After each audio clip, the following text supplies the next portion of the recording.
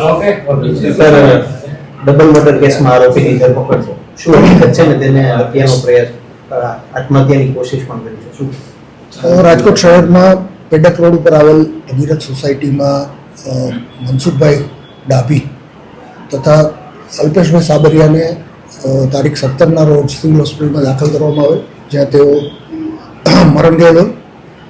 ત્યારબાદ તેમના પુત્ર વિનયભાઈ ડાભીએ તેમના પિતા તથા અલ્પેશભાઈ સાબરિયાને પાડોશમાં રહેતા જીણા ભગત ઉર્ફે જીણા વિઠ્ઠલ ગોહિલ એ દારૂમાં ભેળસેળ કરી, ઝેરી પદાર્થની ભેળસેળ કરી અને દારૂ પીવડાવી અને મૃત્યુ નિપજાવેલની જાહેરાત કરતા, જે બાબતે તેમની ફરિયાદ નોંધી આગળની તપાસ તજવીજ B division PI Jiya Chauhan તથા ડિસ્ટ્રિક્ટ પીએસઆઈ ચૌધરી વગેરેની ટીમે તપાસ તજવીજ કરતા તપાસ દરમિયાન સીસીટીવી ફૂટેજ તથા અન્ય પુરાવાથી જાણવા મળેલ કે આ જીણા ભગતે તેના માણસ અલ્પેશ સાબરિયા પાસે દારૂ મંગાવી અને દારૂમાં ઝેરી પદાર્થની ભેળસેળ કરી અને આ બંનેને પીવડાવી દીધેલો, જેના કારણે આ તેઓનું મૃત્યુ નિપજેલ હોવાનું તપાસમાં ખુલવા પામેલ હતું.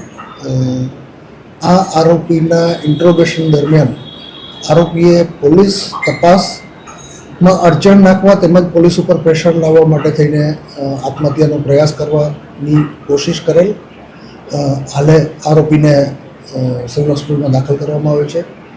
આ બાબતે વિશેષ પુરાવા મેળવવા તપાસ તજવીજ પીઆઈ ચૌહાણ કરી રહ્યા છે. હત્યાનું કારણ શું? હત્યાનું કારણ એવું છે કે આ જીણા ભગત વરલી મટકાનો ધંધો કરતો હોય. પોલીસ રેડ કરવા આવેલ ત્યારે એકવાર આ મનસુખભાઈ મરણ જનાર મનસુખભાઈ ડાભીએ આ જીણા ભગતનું ઘર પોલીસને બતાવેલ હતું, જેનું બંદૂક રાખેલ, તેમજ એનું મકાન પડાવી લેવાનો પણ જીણા ભગતનો ઈરાદો હોય, જે બાબતે પણ તે અવારનવાર આ મનસુખભાઈ ડાભીને પ્રેશર કરતા હોય. હાલે પ્રાથમિક તપાસમાં આ કારણ ખુલવા પામેલ છે. તેમ છતાં વિશેષ તપાસ આ બાબતે ચાલી રહી છે.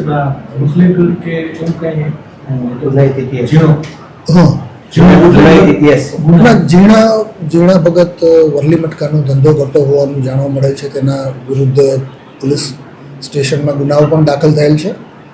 એ સિવાય બીજું કોઈ એનું કોઈ ગુનાહિત ઇતિહાસ હાલ પૂરતો જણાઈ આવ્યો નથી.